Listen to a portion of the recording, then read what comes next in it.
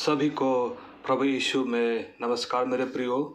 मैं आज एक खास विषय को लेकर मैं आपके पास आया हूँ और यह विषय बहुत ही सुंदर विषय है जिसको हम लोग बार बार अपने वचनों में दोहराते हैं और वह वचन जब मैं इसे बताने लगूंगा तो वह आपको याद आएगा। मेरे प्रियो, ये बहुत पहले की बात है जब हम लोग पुराने नियम में देखते हैं, जब इज़राइली मिस्र देश से छुटकारा पा के जब कनान देश में आ गए थे और परमेश्वर ने बड़े ही अद्भुत कामों के द्वारा उन्हें कनान में बसाया था और वहाँ वे बहुत ही अच्छे तरीके से रह रहे थे। लेकिन उनमें एक बहुत ही खराब बात वहाँ पर पाई गई और इससे परमेश्वर को बहुत ही दुख पहुँचा, जिससे इज़राइलियों को परमेश्वर ने अद्भुत कामों के द्वारा मिस्र से निकाल कर इज़राइल में लाया। और कनान में जब वहाँ बसे तो जितने भी इज़राइली हैं वे तो जो मिस्र से निकले थे अपने हठीलेपन और परमेश्वर के विरुद्ध बातें करने के द्वारा, अपने दासों के विरुद्ध बातें करने के द्वारा वहीं जंगल में मर खप गए और परमेश्वर का क्रोध का उन्होंने सामना किया। फिर जो उनमें से जो बच्चे लोग वे वापस जब कनान में बढ़ने लगे तो परमेश्वर ने उन्हें भी वैसा ही पाया जैसे उसके पूर्वज चलते रहे। उन्होंने अपने बीच में से मूर्तियों की पूजा की, टोना टोटका तंत्र मंत्र इन सब विद्याओं में उन्होंने अपना मन लगाया। उस परमेश्वर को वे भूल गए जिन्हें परमेश्वर उसे जहाँ मिस्र से निकाल कर कनान देश में लेकर आया था, उनके पूर्वजों को और साथ ही साथ उनके बच्चों को। हालांकि ये बात वचन में हम पाते हैं कि उन्होंने परमेश्वर को जिस प्रकार से जानना चाहता परमेश्वर को जानना उन्हें चाहिए था वैसा नहीं जान पाए। ये बहुत ही दुर्भाग्यपूर्ण रही इज़राइलियों के साथ, क्योंकि परमेश्वर को उनके पूर्वजों ने इतने अद्भुत कामों को देखा, उनके बच्चों को उन्होंने कैसे सिखाया या नहीं सिखाया ये बात बाद पता चलती कि वे कनान देश में रहकर वहाँ की मूर्ति पूजा में और अन्य बातों में इस तरह से फंस गए कि परमेश्वर का क्रोध उन पर आ गया।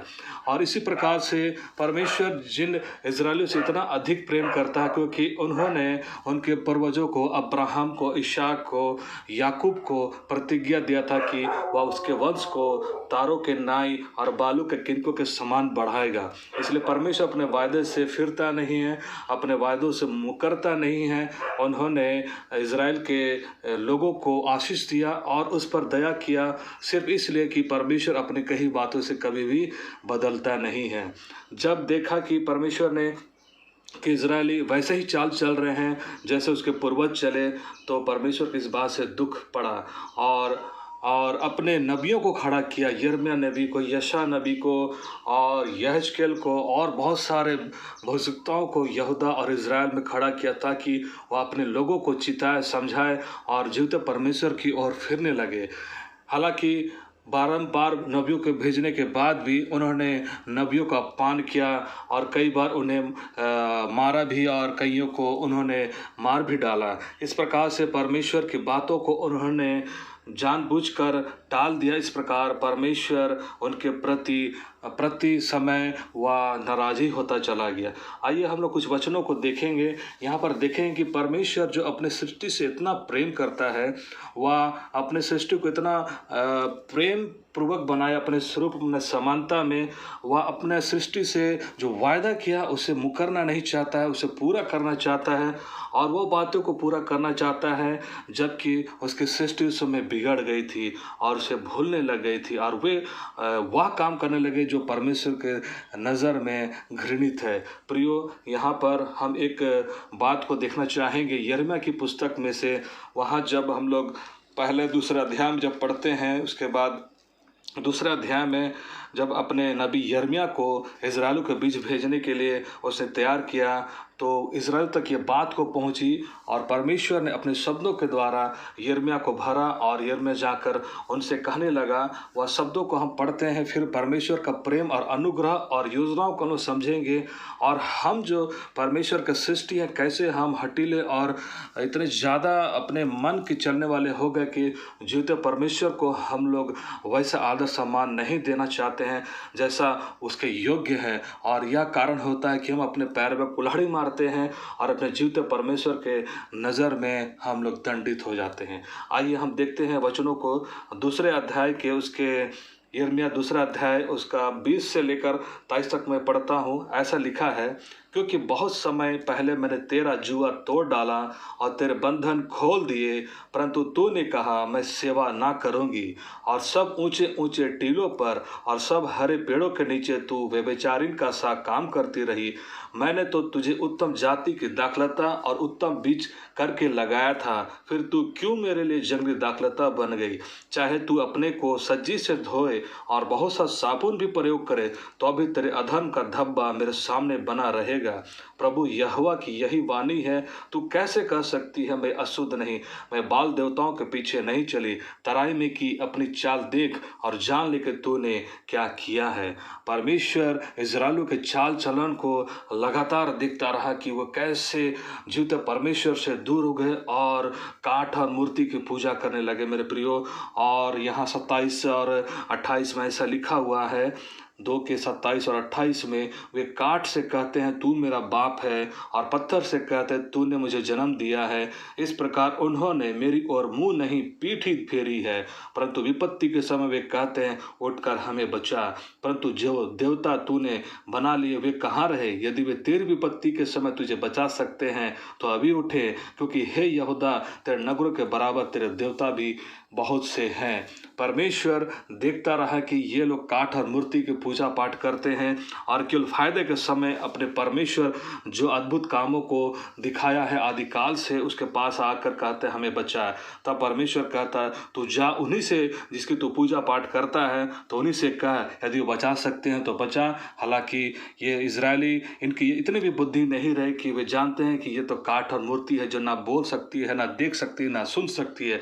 लेकिन इस्राएलियों को क्या हो गया कि वे जीवते परमेश्वर फिर करके वो काठ और मूर्ति में चले गए थे, जिससे परमेश्वर बड़ा ही दुखी हुआ। मेरे प्रियो, परमेश्वर का स्वभाव है दया करना, और वह भी क्रोध करता है लेकिन विलंब से क्रोध करता है। दुख देख के पछताने वाला परमेश्वर है। अपने चुनी हुई प्रजा को वो बचाना चाहता है और देख रहा है कि मेरे लोग, मेरी प्रजा भटकते जा रहे हैं और दंड में वे पड़ते जा रहे हैं, और परमेश्वर का क्रोध जो है उस पर बस अब पड़ने ही वाला है। क्योंकि आदि में हम देखते हैं जब सदोम अमोरा में इतनी ज़्यादा बुराई हो गई थी तो परमेश्वर ने आग और गंधक के वर्षा से उस जगह को नाश कर दिया था।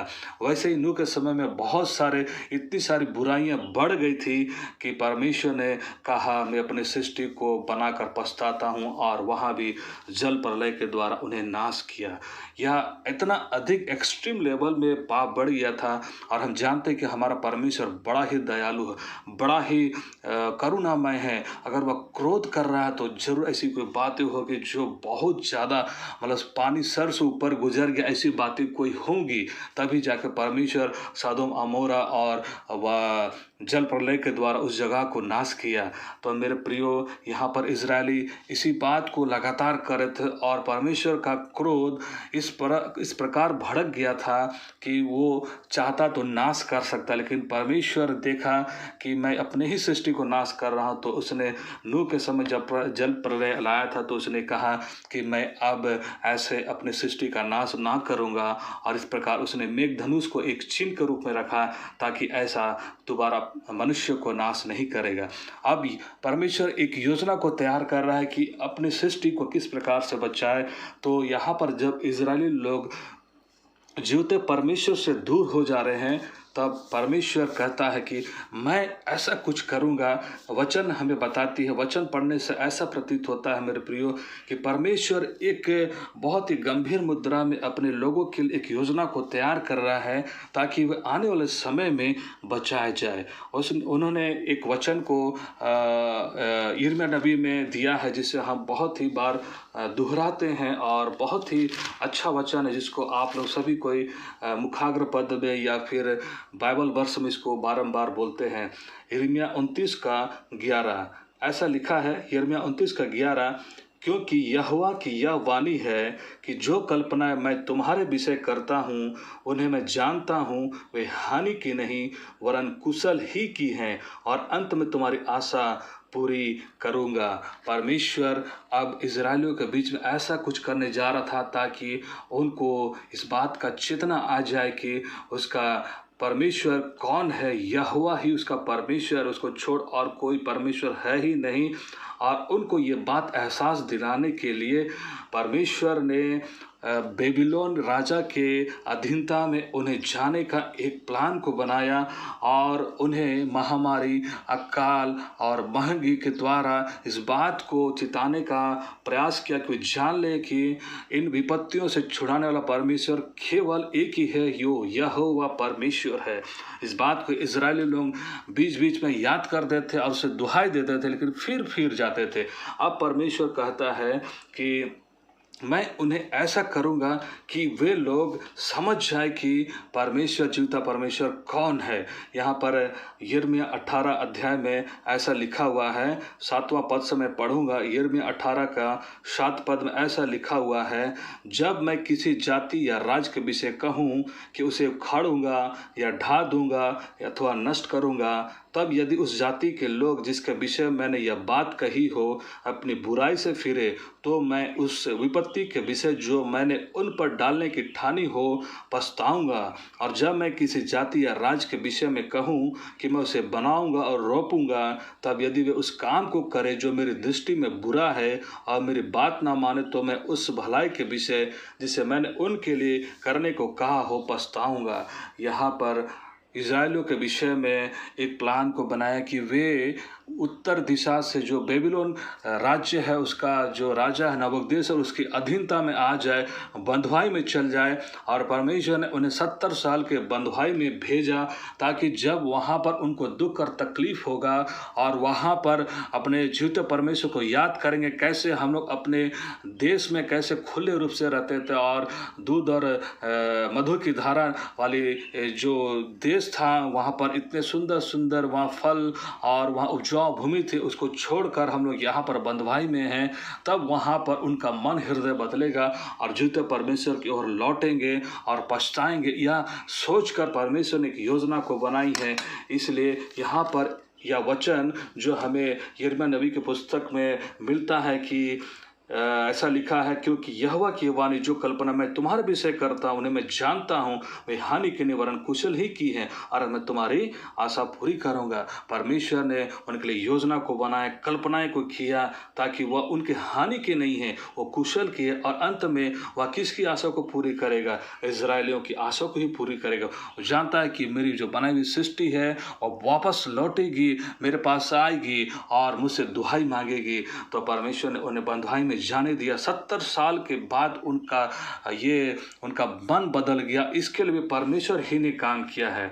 वहाँ एक जगह वचन में लिखता है, मैं इसे अपने नाम के निमित्त करता हूँ, अपने पवित्र नाम के निमित्त करता हूँ, क्योंकि उन्होंने दूसरे जगह जाकर मेरे नाम को जो अपवित्र किया है, उस नाम को मैं अब पवित्र करने पर हूँ। मैं उनका मन को, हृदय को बदल दूंगा और वे पहले जैसे नहीं रहेंगे और वे बिल्कुल बदल जाएंगे। और उनका ये बदलना सिर्फ और सिर्फ परमेश्वर की ओर से होगा और वे लोग फिर वापस आ जाएंगे। यहाँ पर ऐसा लिखा हुआ है, यिर्मयाह 50 का 20 में ऐसा लिखा हुआ है, यहोवा की यह वाणी कि उन दिनों में इस्राएल का अधर्म ढूंढने पर भी नहीं मिलेगा और यहूदा के पाप खोजने पर भी नहीं मिलेंगे, क्योंकि जिन्हें मैं बचाऊं उनके पाप भी क्षमा कर दूंगा।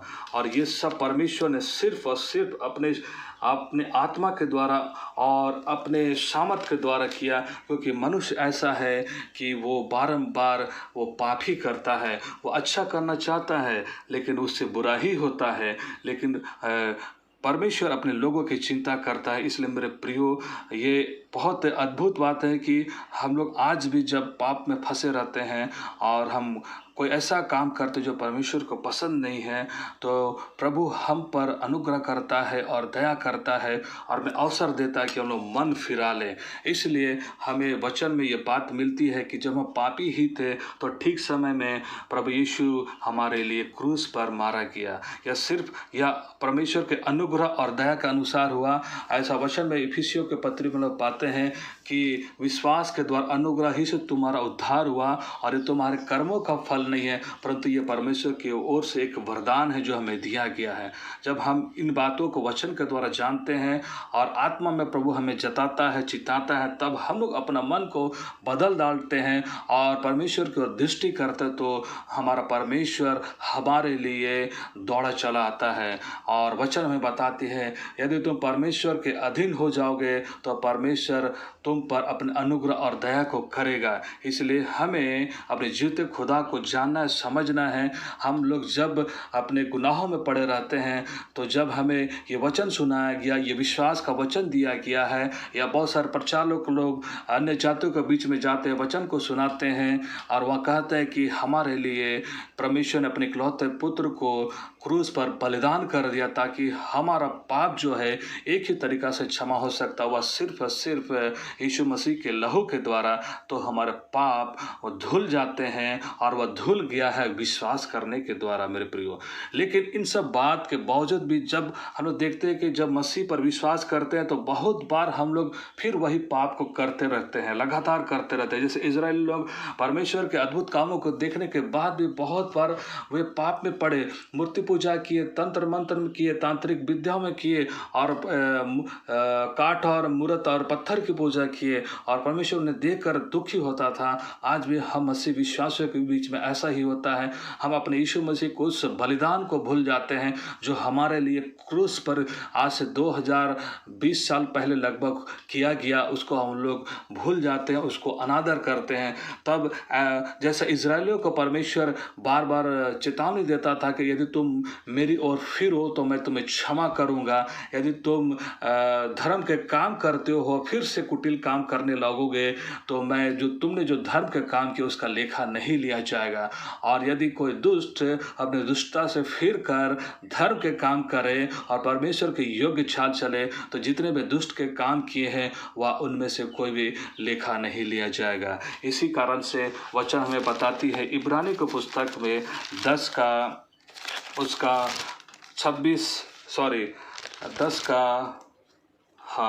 का मेरे प्रियो 25 में और उसके पहले 10 का 26 में ये लिखा हुआ है। इब्रानी 10 का 26 में ऐसा लिखा, क्योंकि सच्चाई की पहचान प्राप्त करने के बाद यदि हम जानबूझकर पाप करते रहें तो पापों के लिए फिर कोई बलिदान बाकी नहीं। हाँ, दंड का एक भयानक बाट जोहना और आग का ज्वलन बाकी है जो विरोधियों को भस्म कर देगा। जब मूसा की व्यवस्था का ना मानने वाला 2 या 3 जनों की गवाही पर बिना दया के मार डाला जाता है तो सोच लो कि वह कितने और भी भारी दंड के योग्य ठहरेगा जिसने परमेश्वर के पुत्र को पांव से रौंदा और वाचा के लहू को जिसके द्वारा वह पवित्र ठहराया गया था अपवित्र जाना है और अनुग्रह के आत्मा का अपमान किया। क्योंकि हम उसे जानते हैं जिसने कहा, पलटा लेना मेरा काम है, मैं ही बदला दूंगा। और फिर यह कि प्रभु अपने लोगों का न्याय करेगा। जीवित परमेश्वर के हाथों में पड़ना भयानक बात है। हाँ मेरे प्रियो, परमेश्वर जहाँ प्रेमी है, अनुग्रहकारी है, दयालु है, दुख दे के पछताने वाला, विलम्ब से क्रोध करने वाला और अति करुणामय परमेश्वर है। वह अपने लोगों के प्रति इतना बोझ को रखता है कि अपने इकलौते पुत्र को ही बलिदान कर दिया और उसके लहू को बहा दिया। और यीशु मसीह ने कलवरी क्रूस पर अपना कतरा कतरा लहू हमारे लिए बहा दिया ताकि हम पापों से छुटकारा पा के अनंत जीवन में प्रवेश करें, उद्धार पा जाए। इतना सारा कुछ परमेश्वर की योजनाओं में किया। इसलिए यिर्मयाह 29:11 में बोलता है, जो कल्पना मैं तुम्हारे विषय में करता हूँ वो हानि की नहीं है वरन कुशल की अंत में तुम्हारी आशा को पूरी करूँगा। हमारे जीवन में कभी कभी ऐसी बातें आती है जब परमेश्वर हमें सिखाना चिताना चाहता है कि वही परमेश्वर है जो हमें बनाया है, हमारी चिंता करता, हमारी आवश्यकताओं को पूरी करता, हमारे आत्मिक जीवन की रक्षा के लिए बहुत सारे परिस्थितियों को वो होने देता है और वह बातें हमारे लिए हानि की नहीं लेकिन कुशल की होती है। उस समय हमें समझ जाना चाहिए कि परमेश्वर ही है जो हमारा उद्धार करता है। यीशु मसीह ही है जिसने हमारे पापों के छुटकारा के लिए लहू को बहा दिया। इस बात को समझना है। यदि हम जानबूझकर इस सब अपने आप को कठोर कर देंगे और अनुग्रह के आत्मा का अपमान करेंगे और वाचा के लहू को अपने पांव तले रौंदेंगे, तो परमेश्वर का क्रोध तो मेरे प्रियो ऐसे ही फिर से भड़क उठेगा और उसके लिए फिर कोई चारा नहीं रहेगा। जब इजराइल में भटक गए थे तो परमेश्वर ने जंगल में नाश किया, सदम अमोरा में, जल प्रलय में, ये सब उसका क्रोध को दिखने मिलता है। इसलिए परमेश्वर ने प्रकाशित वाक्य के आखिरी पदों में इस बात को लिख दिया है ताकि वह जो कार्य किया है अपने पुत्र इकलौते पुत्र यीशु मसीह के द्वारा, उसके बलिदान के द्वारा, इसके बाद भी यदि हम लोग अगर अपने आप को परमेश्वर की योजना में नहीं रखेंगे और वह जो हमारे लिए उत्तम उत्तम विचारों को करता है, उत्तम उत्तम बातों को रखता है, हमें वह अवसर देता, मन फिराव का अवसर देता है, तब यदि हम इन बातों को नहीं समझ पाएंगे तो ये एक वचन है प्रकाशित वाक्य 22 का 10 और 11 में ऐसा लिखा हुआ है, फिर उसने मुझसे कहा, इस पुस्तक के भविष्यवाणी की बातों को बंद मत कर, क्योंकि समय निकट है। जो अन्याय करता है वह अन्याय ही करता रहे, और जो मलिन है वह मलिन बना रहे, और जो धर्मी है वह धर्मी बना रहे, और जो पवित्र है वह पवित्र बना रहे। देख, मैं शीघ्र आने वाला हूँ और हर एक के काम के अनुसार बदला देने के लिए प्रतिफल मेरे पास है। मैं अल्फा और ओमेगा, पहला और अंतिम, आदि और अंत हूँ। धन्य वे हैं जो अपने वस्त्र धो लेते हैं, क्योंकि उन्हें जीवन के वृक्ष के पास आने का अधिकार मिलेगा, और वे फाटकों से होकर नगर में प्रवेश करेंगे। पर कुत्ते और टोहने और व्यभिचारी और हत्यारे और मूर्ति पूजक और हर एक झूठ का चाहने वाला और गढ़ने वाला बाहर रहेगा। हाँ मेरे प्रियो, ये सब कुछ हमारे लिए बोला गया है, सब कुछ हमारे लिए किया गया है, सब कुछ हमारे अच्छी बातों के लिए, कुशलता के लिए परमेश्वर ने योजनाओं को बनाया है। जब इन बातों को हम सुनते हैं तो हमें अवश्य विश्वास करना चाहिए। जब कोई प्रभु का दास दासी वचन को सिखाता है, समझाता है, तो उसे बड़ी ही गहराई के साथ अपने हृदय में उसे संजोना चाहिए। यदि हमें जो अवसर दिया जा रहा है उसमें हम कठोर हो जाएंगे तो फिर हम और कुछ नहीं कर सकते हैं। और परमेश्वर से दुआ करें कि जितने भी भाई बहन प्रभु से दूर हैं वे परमेश्वर के निकट आ जाए और प्रार्थना के द्वारा आत्मा को बचाना। मेरे प्रियो, हाँ, मैं भी जब प्रभु से दूर था, बहुत कोई मेरे लिए प्रार्थना किए और परिवार के लोग प्रार्थना किए तो मैं बचाया गया, और जो अवसर परमेश्वर ने मेरे जीवन में दिया मैंने उसे ग्रहण किया और उसमें आगे बढ़ता चला गया। मेरे प्रियो, मैं इन बातों के द्वारा मैं प्रभु का वचन को आप तक पहुंचाता हूं। अपने हृदय और आत्मा में इस बात को अवश्य याद रखें कि परमेश्वर पिता ने हमारे लिए कितना अद्भुत और कितने उन कल्पनाओं और योजनाओं को रखा है ताकि हम उद्धार पाए और परमेश्वर के राज के लिए तैयार हो जाए। मेरे प्रियो, इन वचनों के द्वारा हम सबको प्रभु यीशु का आशीष और अनुग्रह मिलता रहे। यीशु मसीह के नाम से धन्यवाद मेरे प्रियो। हालेलुया।